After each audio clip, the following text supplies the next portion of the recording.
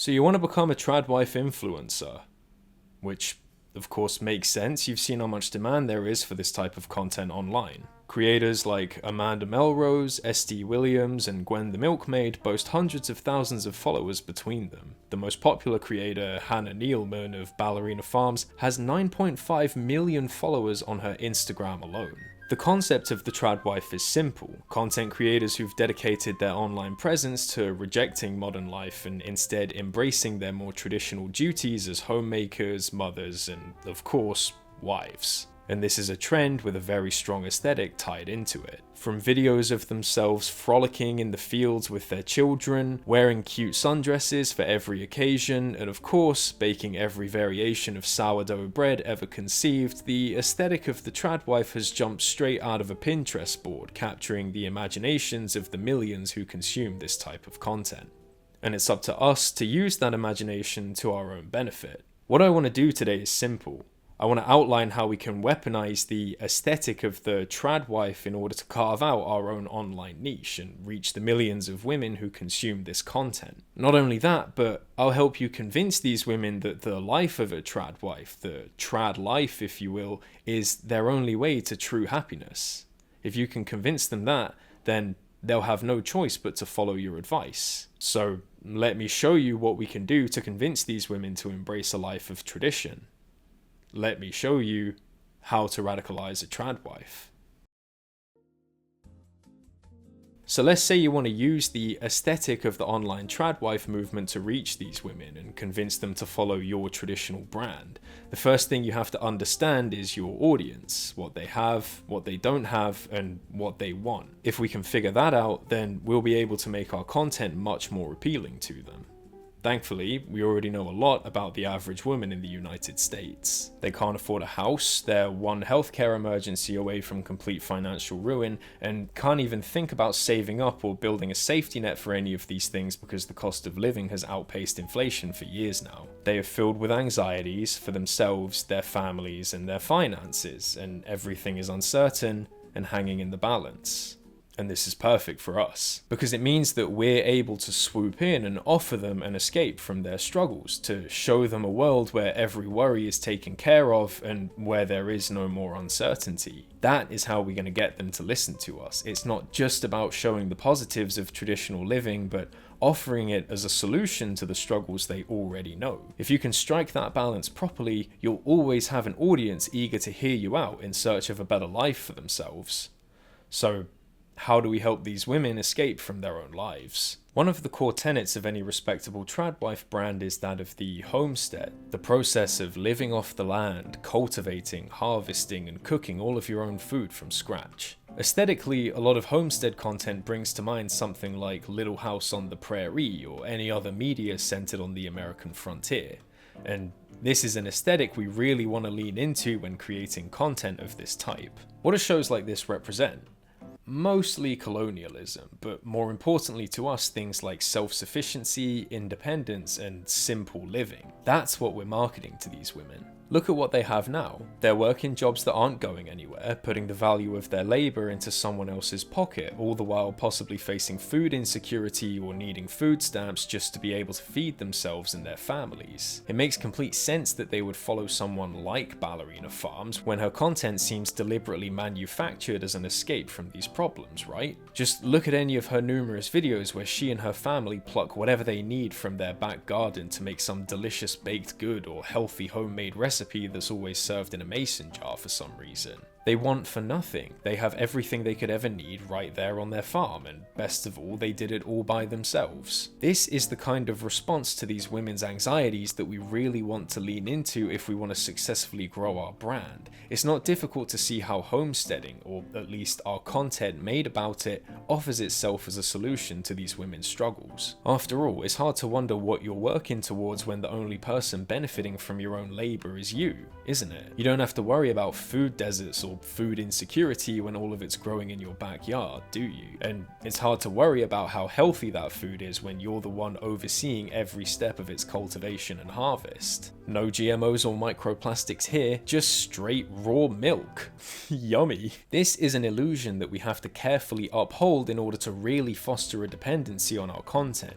You have to constantly promise that things will get better. The grass has to stay greener on the other cornfield or whatever. If you play your cards right, you'll have these women so invested in this escape that you've offered them that they'll fail to notice any of the obvious roadblocks that such a lifestyle entails. For example, while you were looking at all of Ballerina Farms' content, did you for 1 second consider the cost of getting all of this started? I'm not even talking about the property worth $3 million, nor the fact that this financial burden is obviously lessened by her husband being the heir to JetBlue. I'm talking about the actual time and energy investment involved in starting a homestead. You probably didn't even think about the average $4,000 cost for a single acre of farmland, nor the effort taken to actually cultivate it, grow the food, tend to the animals, and make sure that they're well fed and maintained, right? That wasn't in any of the reels. And that's good. Because we don't want these women in our audience thinking about the actual effort it would take to lead a life like what they see in the cozy reels online. We don't want them thinking about scooping animal muck or doing hard labor or tilling the fields, or the fact that Ballerina Farms hires other people to do all of that for them while they only share their end results on TikTok. If their audience thought about any of that, then this lifestyle might not be so appealing towards them anymore. And if they didn't want to follow a life similar to the carefully curated highlight reel that you've shown them, how could you market your expensive kitchenware and sourdough starters for them to buy so that they can also start homesteading? And that's the beauty of homesteading, or more specifically, the aesthetic of homesteading that you share online as content. In encouraging these women to follow suit, to follow your words of advice and buy your merchandise to help them do it, you're not just sharing a dream with these women, but selling it to them, profiting from it. But okay, it's all well and good to make these hefty promises about living your best life growing vegetables or whatever, but some of these women might not be so easily convinced. After all, maybe some of them won't actually be working some crappy job somewhere. Maybe they're at home raising the kids while their husband is at work, or keeping the home while the kids are at school. What do you do then? Well, simply put, you have to broaden your scope. So far, all you've really done is promise these women an escape from their problems, but if they're looking after their kids, they're probably used to putting their own needs aside for the sake of their families. And this provides us with an excellent opportunity. It means that they care enough about their kids' well-being to do what's best for them. And we can exploit that, create content that targets these women's sense of duty to provide a good life for their children, and tell them what they need to do in order to make an improvement to their children's lives. More specifically, to their children's education. So let's talk about homeschooling. On paper, the concept of homeschooling might sound quite appealing. The idea that parents would want some active role in their child's education is nice. It promises a more engaged, personalized form of learning where a child is able to set their own pace due to the often individual structure of the lesson plans, and parents are guaranteed that their child is raised with decent values and morals. For an example that best demonstrates these promises, let's turn to homeschool advocate and content creator Nancy Dillard, who runs the page The Homeschooling Author, and see what she has to offer as an alternative to public education. These three reels hit upon the central argument that homeschool content aims to make, that homeschooling as an alternative to the public school system is a much more wholesome, intimate form of education. Videos of mothers playing with their kids or having a nice day out are often captioned with the fact that this method of schooling gives their children real life experience, or provides them with the same foundational skills that public school does. Is that true? Maybe. Who cares? Not you. Remember, you're targeting these women's desire to have a larger role in their children's education, to have a closer relationship with them in general. You aren't so concerned with the actual results of their kids' education so much as you are with taking the idea of a nice day out that these women wish they could have with their families and slapping educational value on top of it. Like, consider the irony of Nancy avoiding the public school system and instead choosing to rely on memberships to places like the Space space center or the zoo or the museum. At face value, this might seem like a way more practical and engaging form of education than simply sitting in a classroom and being talked at. But what about the fact that everyone who teaches your children at these places graduated from the public school system? Or the fact that these institutions are finite resources that won't have much new information to offer after 1 or maybe 2 visits? But again, you don't want these women thinking about that. You simply want to rely on the aesthetics of what these mothers think effective education is so that they keep listening to you.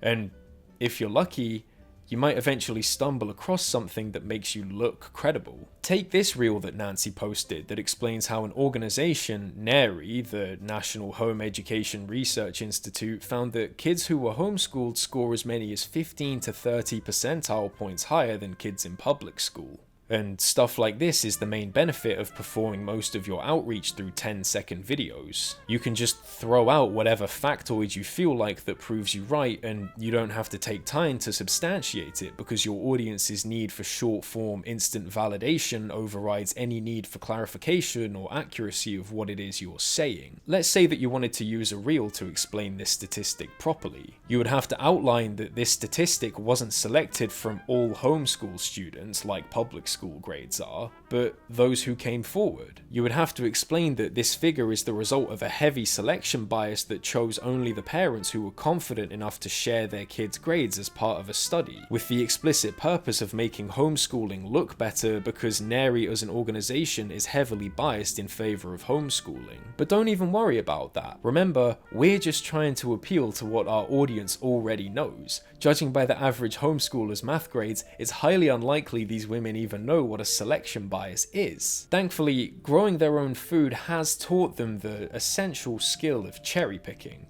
and this is an important skill that you want them to have when using your greatest weapon in favor of homeschooling. This being a fear of public schools. It's no secret that the public school system has its issues, from funding shortages to rampant bullying, all the way to teachers who can't give kids the attention they need because they're just as overworked and underpaid as the women in our audience. The school system is rife with very real problems that in turn cause very real concerns that do need to be fixed.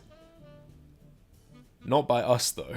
Remember, we aren't trying to save the world or look out for these women's children. We're trying to grow a brand here. So what you want to do is take these valid concerns that people have about the public school system and flip the script, use them as fuel to lend your pro-homeschooling advice more credibility. Let's go back to Nancy for a second and examine how she does exactly this. It's funny how people think homeschoolers are sheltered. I want my children to actually experience more of life. That's why I keep them out of school. If you think homeschooling is hard, think about how hard it will be to reverse the damage done by the public school system. This is what I mean when I talk about flipping the script. Instead of pointing to any specific benefits of homeschooling, all you have to do is tear down the opposition, making your approach look better in comparison. If you're smart about it, you can even use this technique to deflect criticism directed towards homeschooling. Consider this reel where Nancy points out the supposed hypocrisy in a common anti-homeschooling argument, this being that homeschooling results in a lack of socialization in children. This misdirection is your greatest weapon when trying to reach as many people with your advice as possible. It allows you to reframe what socialization is, twist it to mean any social activity rather than a very essential life skill that these women's children will need. It doesn't matter that socialization in this context refers to exposing these children to a diverse range of lifestyles, viewpoints, and cultures, all of which they're often isolated from in an insular homeschooling community. If you addressed any of that, you'd be admitting that homeschooling does fall short in some aspects, and that would make your pro-homeschooling advice, and by extension, brand, much weaker as a result. So don't even bother. Instead, just point out how it doesn't really matter how bad homeschooling might be for your kids, because public schooling is just as bad for not letting them talk through lessons. Bulletproof reasoning. But Let's say you aren't content with the sheer rhetorical power of "no you." Let's say you want to make an actual substantial criticism of the public school system, or at least what looks like substantial criticism. What can you do then? Well, simply put, you want to tie the failures of public school to the struggles that your audience already knows. Let me show you what I mean with the following reel from Instagram creator Get Holistic. Public school is an extension of the government. Homeschool is an extension of family. Now, on its own, this may not seem like much, but you have to remember the women we've gone out of our way to target at this point. A lot of the audience we want to have cultivated are people who've been failed in one way or another by the system as it currently stands, economically, socially, anything. All we're doing is adding the public school system to that list of failures. And you don't have to stop with this one reel. The greatest mistake in American history, allowing the government to educate our children. Now you've taken it a step further and demonstrated to your audience that the government that they distrust and have possibly been mistreated by is meddling in their children's education. That the same system that failed them is now failing their children too. And you don't even have to be vague about it either. You can tell these women exactly how doomed their children are, like with this reel. When you realize the public school system was quite literally designed to make docile factory workers. Now, thanks to our content, these women will view the public school system as little more than a meddling arm of the government that seeks only to threaten their motherhood and destroy their children's future. You've convinced these women that the only way for them to truly give their families the life they deserve is to step up and embrace their traditional feminine roles as mothers and homemakers. They've quit their jobs, they're staying at home to take care of the kids, they're doing all the things that are expected of a trad wife because you've made them afraid of what would happen if they didn't. You've essentially threatened these women into embracing the life of a trad wife whether they like it or not. And it's our job to keep them there. Well, you didn't think that was it, did you? After how much we've manipulated these women to even get them this far, you didn't think we would just leave them to it? After all, what if they found out that homeschooling isn't as effective as we made it out to be?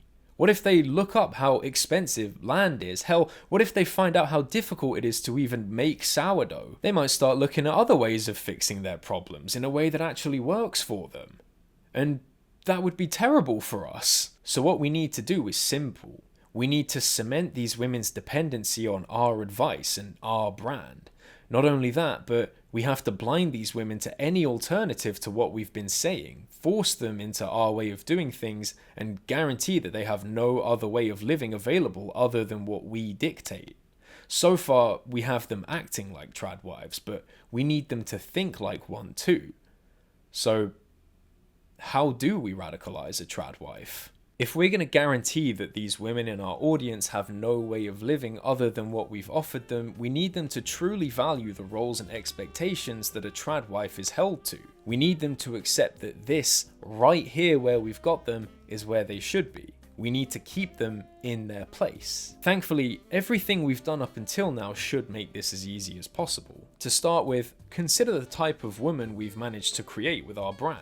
They aren't your average housewife who does these things because it's what makes her happy or out of necessity, but rather as a result of a deeply held ideology that's tied into a lot of their traditional roles in the home. They have a tendency towards traditional family values as demonstrated by consumption of content centered around life as a stay-at-home mum, taking care of the kids by raising or educating them. This attitude is often magnified by their strict avoidance of outside interference, usually government intervention, in their lives, as you've seen in their attitudes towards store-bought food and the public school system. They value self-sufficiency and independent living, as highlighted by their embrace of homesteading content and all of the work that entails. They've embraced a lifestyle of rugged individualism, an every man or woman for themselves type ideology that lingers in the wake of American frontier culture. They are essentially conservatives, or at least a foundation upon which we can build a truly conservative, traditional woman.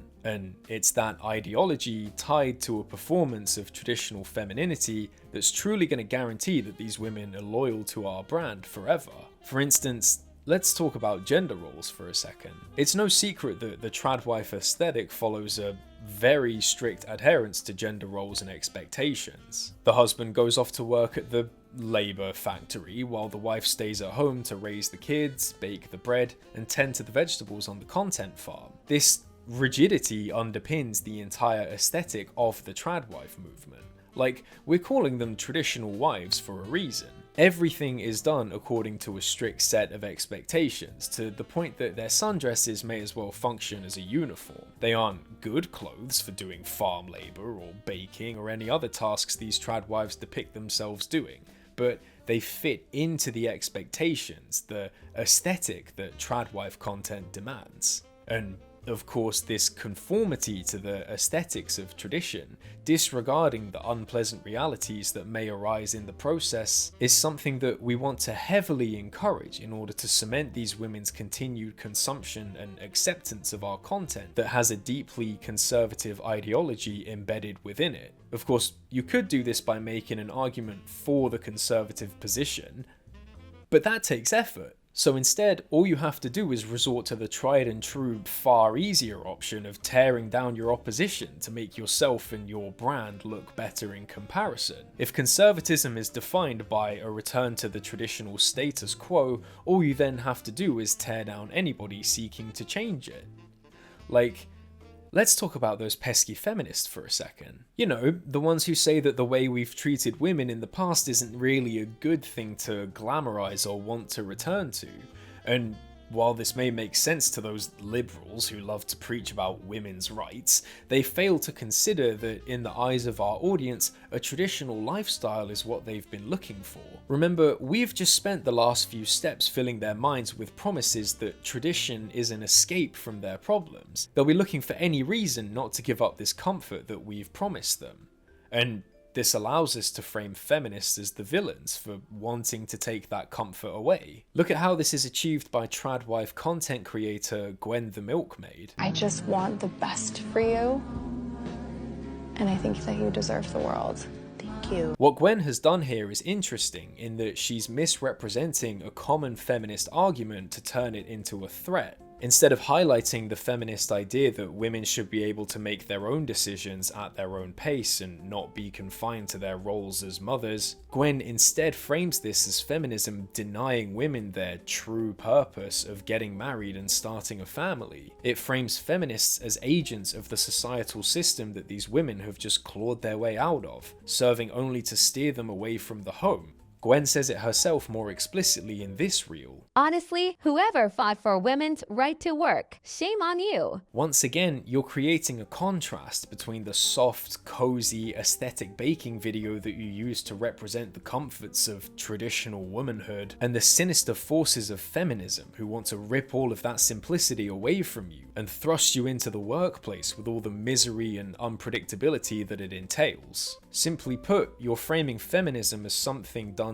to women to drive them away from their rightful place in the home, which, as you've convinced them, is where they want to be. You can even use the feminists' own words against them here. Like, let's examine their disdain for the tradwife movement, which in their eyes is little more than a return into a regressive point in time when women had far fewer rights and agency than they did today. They criticize the tradwife movement because, from their perspective, it aims to restrict women to a lifestyle where they don't get to choose. They take issue with content like Gwen's because it aims to restrict women to a very specific place, in Gwen's case, the kitchen, rather than allowing them to choose for themselves. Of course, this is a pretty dangerous argument to engage with honestly, because it might make you look bad for encouraging this step back to begin with. So instead, all you have to do is emphasize that it's your choice to be a tradwife, and if the feminists can't respect that decision, then they're the real misogynists. Look at how Amala Ekbanobi from PragerU makes this exact argument in her YouTube short titled, "This video is triggering all the feminists." While the world continues to condemn traditional wives, she's cleaning, she's cooking, making muffins, lots of food, perfume, makeup, cooking some more. She's saying, I'll continue to live my truth. That is the video that has people going crazy A lot of the hate that she's getting on this video is women saying, oh, this is such a horrible lifestyle. I would never want this for myself. I think it's disgusting that you take on this submissive role for your husband. All these different complaints toward this woman. And it's okay that women feel that way. If it's not the role that you want in your life, then don't do it. We as women have an abundance of choices all laid out in front of us. And some of us choose to go down the career path and higher education and all these different things. Others go and choose to be trad wives. Here we can see this misdirection that Amala employs in defense of popular trad wife content creator SD Williams. It's a very good defense of the trad wife lifestyle because it conflates a criticism of the choice to glorify how we treated women in the past with a criticism of women making any choice that feminists don't approve of. And it allows us to villainize the biggest threat to our brand. Instead of these women viewing feminism as an escape from the constrictions of traditional gender roles, they'll see it as a movement that still seeks to control them, just in a woke way, confining them not to the kitchen but an office cubicle. Contrast this to our tradwife brand and the freedom we've offered these women in choosing their own life. Don't worry about all the manipulation that's gone into informing these choices, we just want to focus on making them feel like they're the ones who ultimately made them. If you keep stressing the fact that women should be able to make their own decisions, they'll eventually start seeing your trad brand as the vehicle for that freedom and completely ignore the social movements that actually gave women the ability to determine their own lives in the first place. They'll be so focused on that pursuit of freedom, so intent on drowning out anybody who's trying to deprive them of it, that they'll blind themselves to the harsh realities that do surround it. Like, look at Ballerina Farms. Sure, her page is full to the brim with videos of her and her husband loving it up and raising their 8 kids, or littles, on a farm, but what would happen if you peeled away the cozy aesthetic surface level that a lot of this content presents? You'd be confronted with the uncomfortable reality that Hannah Nealman is often so exhausted by her duties as a mother, content creator, housewife and farmer that she'll often be sick for days at a time due to exhaustion, and that her husband, Daniel, refuses to hire someone to alleviate those problems that she faces, forcing her to shoulder all of this work herself. You'd also be forced to confront the fact that Daniel and Hannah's first date, as they described it, consisted of Daniel learning of a flight that Hannah was taking, pulling some strings with his father, who owns the airline company, and having himself seated next to her for the entire 5-hour flight after she had already rejected him numerous times. You know, you'd be hard-pressed to see any of these uncomfortable truths in the reels Hannah posts of her and her kids cooking or frolicking or doing any other thing you expect a trad wife to do. But if you can convince your audience that this isn't a total nightmare scenario for many women, if you can portray the marriage between these two as a loving, Instagrammable partnership, they'll ignore the true dynamic that these facts reveal, that of an organized power structure reinforced by traditional gender roles wherein the man pursues, dictates and commands, and the woman simply obeys. And if someone were to reveal these harsh truths, all you'd have to do is fall back on the rabid anti-progressivism that you've baked into your content from the get-go. Like, let's say a journalist interviewed Hannah and wrote an article that unveiled a lot of the uncomfortable facts behind the aesthetic lifestyle that she shares online. All you'd need to do to counter the subsequent backlash is paint this article as the efforts of some meddling feminist who doesn't really care about what Hannah wants. They just want to undermine a woman living a traditional life. And of course, this is what Hannah did once the article went live, much to the benefit of brands like ours that want to conceal these ugly truths. We were taken back, however, when we saw the printed article, which shocked us and shocked the world by being an attack on our family and my marriage, portraying me as oppressed, with my husband being the culprit. This couldn't be further from the truth. Nothing we said in the interview implied this conclusion, which leads me to believe the angle taken was predetermined. And if you can achieve this, if you can get your audience to reject anything they see as an intervention to the ideal life you've promised them, if you can guarantee that they'll remain steadfast in their pursuit of traditional life in spite of seeing the truth behind it, the effect you've had on these women will be self-sustaining. Take the story of Lauren Southern. Once an outspoken proponent of traditional womanhood, Southern recently made waves earlier this year when she announced that she was getting a divorce because her traditional marriage had decayed into an all too familiar situation for many women in a relationship where they hold very little power, a situation of neglect, control, and emotional abuse. Of course, Southern accepted the abuse as long as she did explicitly because of her belief in the strict gender expectations that much of traditional content reinforces. She says herself that she believed only women could ruin a relationship. Her situation carried on for as long as it did because she had internalized the traditional restrictive attitudes towards women that much of tradwife content engages in. That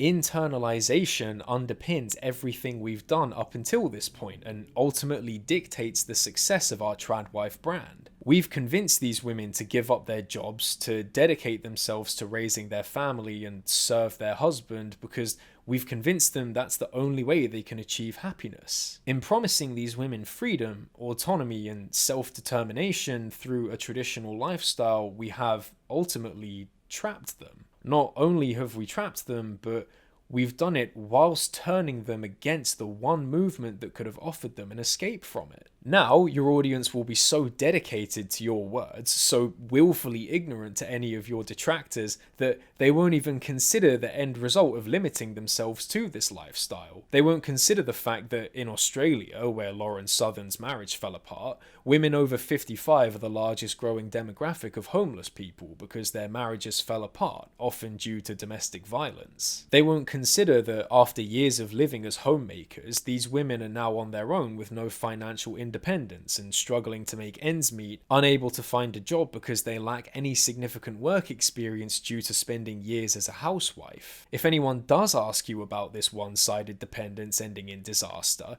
just follow the example of S.D. Williams and talk about your faith. What would you do if you find yourself to be single again without relying on your husband's income? Well, that's where my faith comes in, and it's always there. And I would really trust and pray to God that he would guide me through that hard time, and whatever that may lead to, I don't know, but I trust in God. After all, it's not your job to consider the real implications of what you're advocating for, is it? All you have to do is show a simplified, idealized answer to some very serious problems that your content encourages in order to tell the people in your audience what they want to hear, so that your brand can remain successful and you can encourage others to follow in the pursuit of an idealized, manufactured aesthetic that ultimately seeks to restrict and control them. And that is how you radicalize a tradwife.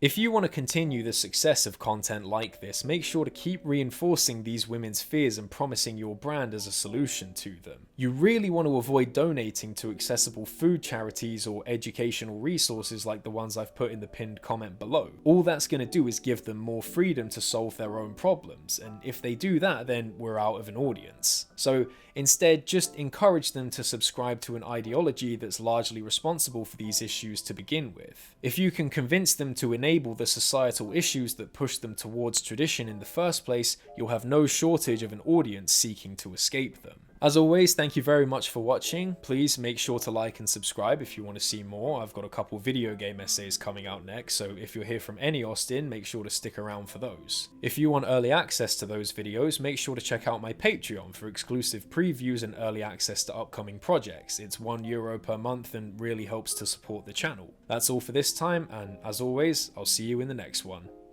Cheers!